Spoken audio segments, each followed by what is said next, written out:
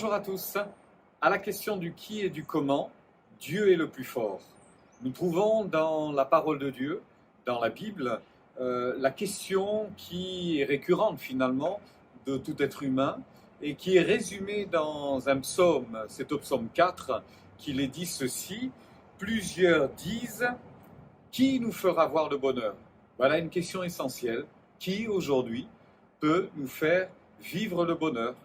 Quel personnage, quel être aura la capacité de nous donner la vraie joie, de nous donner le bonheur?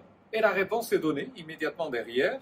Fais lever sur nous la lumière de ta face, ô Éternel.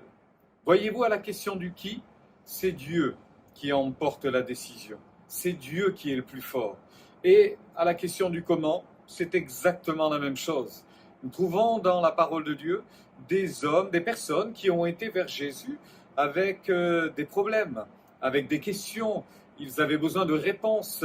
Ils ne savaient pas comment aborder leur situation. Je pense à cet homme du Nouveau Testament que Jésus va rencontrer et qui s'appelle Nicodème. Alors que la question de Nicodème concerne l'éternité, le ciel, le salut. Il a conscience que sa vie sur la terre va s'arrêter. Il a conscience qu'il va s'en aller. Mais qu'adviendra-t-il pour lui plus tard? Et devant Jésus, qui lui propose de vivre, de faire une découverte dans sa relation avec Dieu, quelque chose de différent, quelque chose de plus grand, quelque chose de meilleur, voici que Nicodème va dire: mais comment la chose pourra-t-elle se faire? Eh bien, j'aimerais vous dire que face à tous nos comment, Dieu a la solution. Lorsque nous sommes embarrassés, lorsque nous ne savons pas comment faire, lorsque nous sommes confrontés à des situations qui nous paraissent infranchissables, des situations que l'on ne pourra pas changer, que l'on ne pourra pas renverser, on peut se tourner vers Dieu en disant: Seigneur, comment vais-je faire? Et Dieu vous donnera la solution. Je me souviens également de cet autre passage où c'est dans le livre des Actes des Apôtres, un homme découvre l'Évangile. C'est un homme qui vient de loin. Il a franchi des centaines de kilomètres pour arriver à Jérusalem. Il est en quête de Dieu. Son âme a soif de Dieu. Son être intérieur soupire après les choses spirituelles. Et voici qu'un homme va le rencontrer sur le chemin, va discuter avec lui, et cet homme va arriver à la conclusion: tu me parles du ciel, tu me parles de l'éternité, tu me parles de Jésus, tu m'expliques que j'ai besoin de le découvrir, mais comment le pourrais-je si personne ne me guide? J'ai besoin d'être guidé, j'ai besoin d'être accompagné. Eh bien, si vous vous posez encore la question, comment faire pour rencontrer Dieu?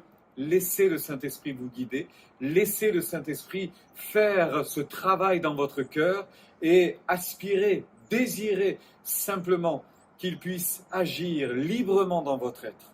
Enfin, j'aimerais conclure en vous disant tout simplement que pour répondre à ces questions, qui nous fera voir le bonheur?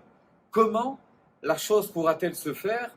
Comment atteindrai-je la bénédiction de Dieu? Comment y goûter à cette bénédiction? Comment pourrais-je arriver jusque-là?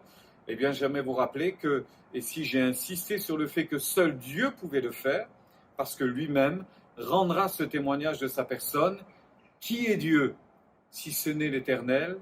Qui est puissant si ce n'est notre Dieu? J'aimerais vous laisser tout simplement cette exhortation pour terminer dans le livre d'Ésaïe, au chapitre 43. Voici la promesse qui nous est faite: ne crains rien, car je te rachète, dit Dieu. Je t'appelle par ton nom, tu es à moi. Si tu traverses les eaux, je serai avec toi, et les fleuves, ils ne te submergeront point.